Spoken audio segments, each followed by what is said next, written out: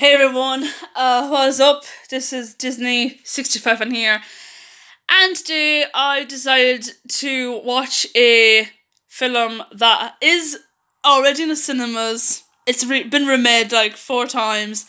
I've seen the Lady Gaga and Bradley Cooper version. It is, of course, the 1976 version of A Star is Born. There will be some spoilers before I talk about anything else, so will be spoilers. So, between the Bradley Cooper version and the Barbra Streisand one, so that out of the way, let's begin. So, the 1976 version is pretty much similar to the 2018 version. You've got this kind of aging rock star played by Chris Christopherson. He's a character called John Norman Howard, who, he's kind of a hellraiser and a kind of a playboy kind of guy. He's not really a playboy, but he's kind of a bit in a way. He's kind of into drink and drugs, but he's not as bad as Bradley Cooper's character in the 2018 version.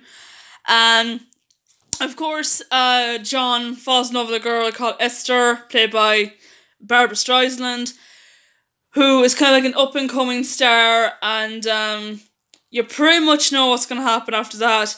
They fall in love. She gets more famous, well, kind of on the same level as him. There's no, like, she doesn't have any manager saying, oh, dump your husband for the career, and that kind of way. And of course, they get married, and it's, you could say it's exactly the same as the 2018 version, except John Norman isn't really that. He's not really that addictive to drink. He is addicted to drink, but he's not as he's not as bad.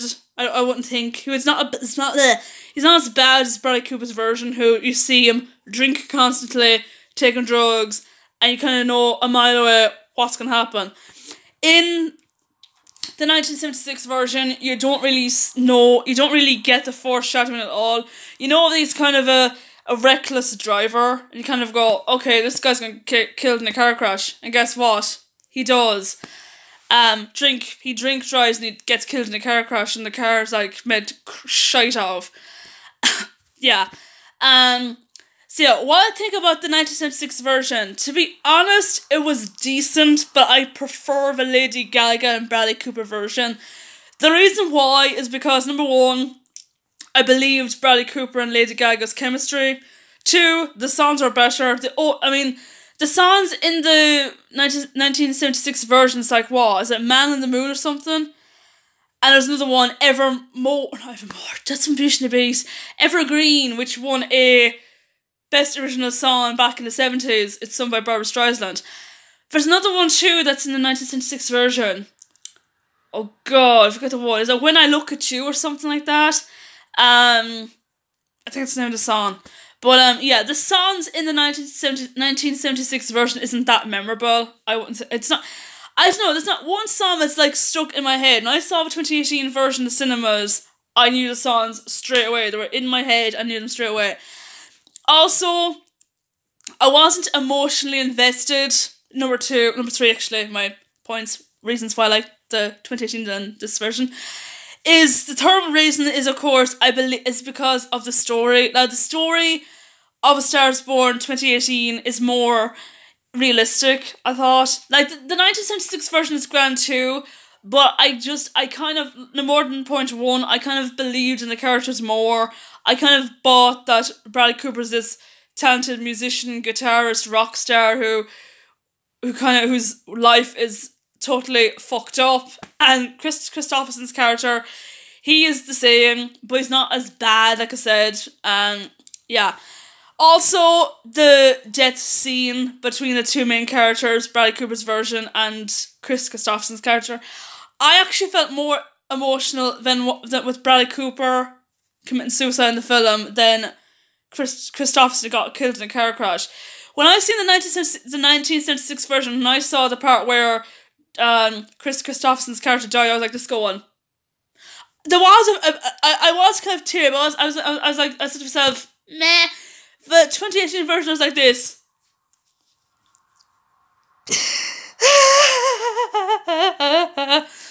So yeah, And also the ending song in the 1976 version is kind of like a mixed mash. It was kind of, I don't know, I didn't get emotionally invested in that song either. I thought I Never Love Again was more emotional than the Barbra Streisand one, which is all kind of all, it was like a mixture of Chris Christopherson's music and her music combined together. It's like, ah!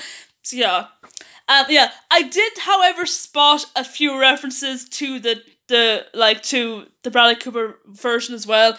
The one like where he's touching her nose and the whole like "I just want to take another look at you" quote, and the whole like he meets Barbra Streisand's character in a bar, except there's no gays or queers or anything in that version because they weren't really up there at the time.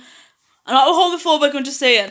But yeah, it's kind of similar to the 2018 version. But if you're looking for a more depth and also you don't see Barbra Streisand's mother or father at all in the 1976 version compared to the Lady Gaga one, which you only seen her father because I believe her mother passed away. God only knows.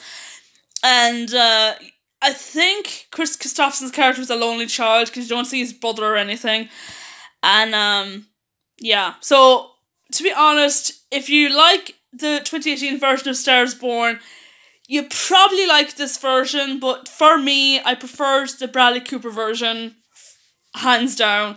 I haven't seen the Janet Gaynor one, or haven't seen the Judy Garland version either.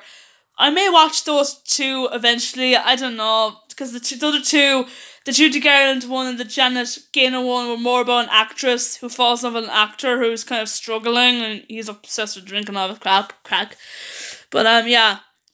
Overall, I give the Barbra Streisand one a 6 out of 10. It's not the best film I saw, it's decent.